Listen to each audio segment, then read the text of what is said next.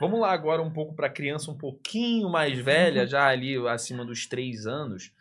Eu lembro muito na minha época de criança e vi também minha prima, bem pequena, os filhos de amigos, tendo uma questão, uma dúvida em relação a, nossa, eu tô preocupado que o meu filho, os dentes de leite dele não estão caindo, ou seja, a retenção prolongada, que eu também vi que você fala bastante no teu Instagram.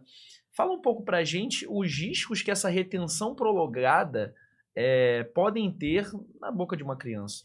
Então, o que é a retenção prolongada? O dente permanente, muitas vezes ele nasce e o dente de leite não caiu. Então, essa dúvida é muito frequente em relação aos pais que me mandam mensagem, me mandam foto, ficam numa ansiedade de saber o que fazer nesse caso. Eu sempre falo, vamos avaliar, porque eu preciso ver se esse dente de leite ele tem alguma mobilidade, se ele está molinho. Muitas vezes ele ainda está com uma quantidade de raiz grande, o que significa que ele demoraria a cair. Então, se a gente está com um pessoal ali em fila dupla, a gente precisa liberar espaço para ficar corretamente no lugar. Então, nesses casos que o dentinho não tá mole, eu vi que a quantidade de raiz ainda é considerável, que vai durar um tempinho na boca, a gente acaba fazendo a remoção do dente e a fada do dente vai ter trabalho nesse dia. Essa é uma historinha que vocês contam muito para as crianças da fala de coloca o dente embaixo da travesseira. Sim, eu falo para os pais assim, coloca nem que seja despertador no celular, porque não dá para esquecer, porque eles lembram e vai ser uma frustração se essa moeda não estiver lá. Eu não vejo tanto essa cultura sendo colocada hoje, mas pelo menos na minha época de criança, eu lembro muito de a fada do dente vai passar, a fada do dente vai passar por aí. Enfim, a questão disso que você falou, da retenção prolongada, ela tem muito a ver com uma dúvida muito comum. Pelo menos, eu não sei se isso acontece tanto hoje. Aí isso é você que vai me dizer. Mas na minha época de criança, eu não sou... Já não... Tô mais recente, tô com 27 anos hoje. Há pelo menos uns 20 anos atrás, eu me lembro de algumas coisas de, por exemplo, ter muito aquela teoria de você pegar o dente, amarrar no fio dental na porta e puxar e pum, e arranca isso. Eu, imaginando hoje, né, vendo hoje com conhecimento, com uma conscientização maior, eu imagino que isso não possa ser a melhor coisa a se fazer, né? Eu sugiro não fazer essas alternativas de remoção do dente. A gente vê até uns vídeos na internet, umas coisas muito diferentes. Vai lá e pum, bate a porta aí, né? Assim, porque às vezes pode escapar, pode acabar o fio machucando. Ou então arranca tudo, né? Pode ter outras consequências, então assim, eu prefiro que deixa ele esfoliar, ele cair sozinho, ou se quer uma ajudinha, vai ali no consultório, a gente vai avaliar, pode até ajudar se tiver por algum motivo incomodando a criança, mas essas técnicas aí eu prefiro não sugerir. Meio vintage, né? Mas enfim, em resumo, o que você está dizendo é, se você tiver alguma dúvida em relação a isso, se tiver demorando a cair, é melhor ir num consultório para evitar algum dano maior ou algum problema do que tentar fazer de maneira caseira e acabar trazendo um problema, né, futuro, né?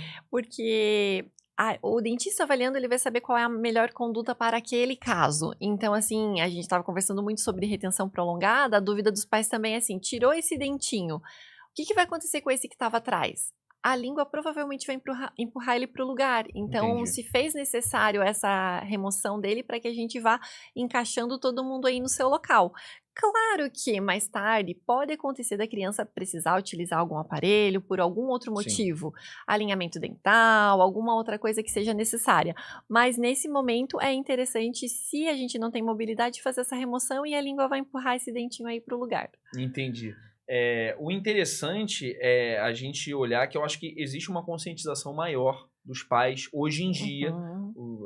A galera um pouco mais antiga, um pouquinho mais rústica nesse sentido. Então, tira isso logo aí com a mão, tira esse dente logo. Isso poderia causar algum tipo de dano. Isso poderia, me corrigir se eu estiver errado, até causar da criança ter que usar aparelho futuramente.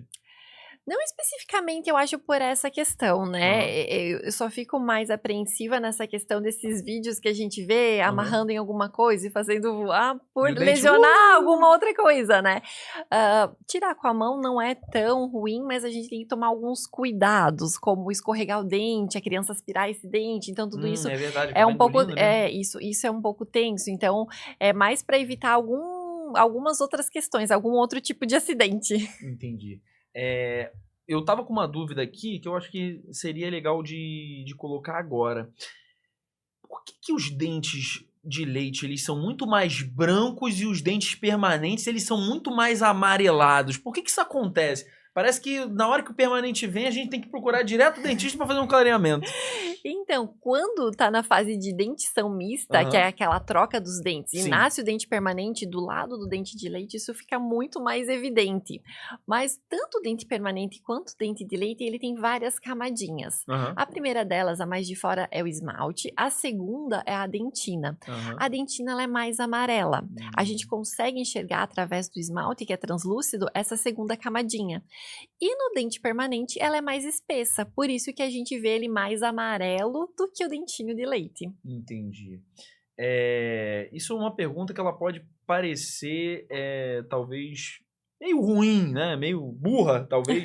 Mas as crianças que estão ainda na fase com dente de leite, elas precisam colocar um aparelho dentário?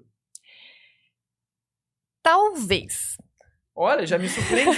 Achei que, o dente vai cair, já que os dentes vão cair, automaticamente a gente espera nascerem os permanentes. É uma dúvida que ocorre bastante também. Muitos pais acham assim, precisa trocar todos os dentes por dente permanente para colocar o aparelho. Vai depender da maloclusão que essa criança ter, se ela tiver, no caso, né? Então, depende do encaixe dos dentes. Vamos dar um exemplo. Eu gosto de fazer essa analogia como se a boca fosse uma caixinha. Os dentes de fora têm que encaixar, os dentes de cima têm que encaixar por fora dos dentes de baixo, como se fosse a tampa dessa caixinha. Entendi. Por algum motivo, se esse encaixe ele tá diferente, seja por um hábito de chupar dedo, chupar chupeta, que faz com que isso fique ao contrário, que é uma mordida cruzada, que a gente chama, às vezes ela é unilateral, só um ladinho, ou bilateral, seria interessante a gente trabalhar na resolução disso quanto antes. Então, se a criança ainda tem dentinho de leite, nesse caso, por exemplo, seria interessante a gente colocar o aparelhinho nessa fase. Entendi. Não que futuramente não possa ter algum problema, mas a gente já tá amenizando bastante para quando chegar lá na frente. Então, é meio que a gente tá pavimentando o terreno para que não seja tão doloroso lá na frente. Isso. Vai ser mais fácil o tratamento que a gente tiver lá para frente. E esses aparelhos provavelmente não são... Acredito que a tecnologia tenha evoluído muito em relação aos aparelhos. E hoje em dia eu lembro que a minha irmã, ela vai me matar se ela ver isso aqui. Mas a minha irmã, ela chegou a usar um aparelho que pegava aquele na cabeça. Hoje em dia não tem mais isso, né? Ou tem? Tem. Dependendo de alguns casos ainda pode ser utilizado. Mesmo numa criança, por exemplo, com dente de leite? Vai depender muito daquela questão que eu mencionei da maloclusão. A gente vai ter que avaliar a questão de crescimento tanto ósseo como posicionamento dentário. Só se acabar saindo muito fora do normal, entre aspas. Seria dependendo da necessidade dela realmente, né? Então, mais nesse sentido. Mas a tecnologia ela avançou muito em relação a isso. A gente vê hoje em dia aparelhos quase que transparentes, né? Sim. Hoje a gente já tem no mercado aparelhos aí que são quase invisíveis. Né? E que para alguns pacientes acaba sendo uma boa alternativa, que às vezes se incomoda com a estética, principalmente quando eles estão maiores, mais adolescentes ali.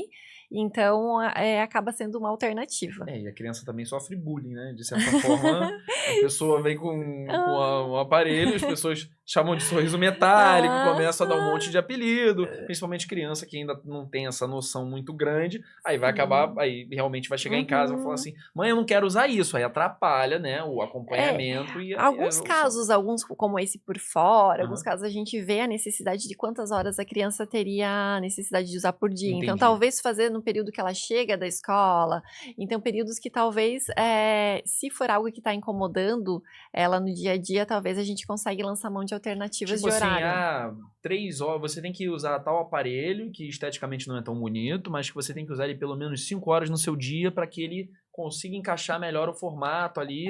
Aí chega do colégio, bota, depois sai. Acredito que seria maior quantidade de tempo, mas seria mais nesse sentido. A ideia é essa. Peraí, não vai embora não. Se você acabou de assistir esse corte, dá o like, comenta, interage aqui com o vídeo para ajudar a gente e dá uma olhada aqui no canal de corte. Se você gostar de outro, Acompanha, vê se te interessa ver mais alguma coisa. E claro, o episódio completo desse corte que você acabou de assistir está disponível já no canal oficial do podcast Bússola Profissional. Te espero lá.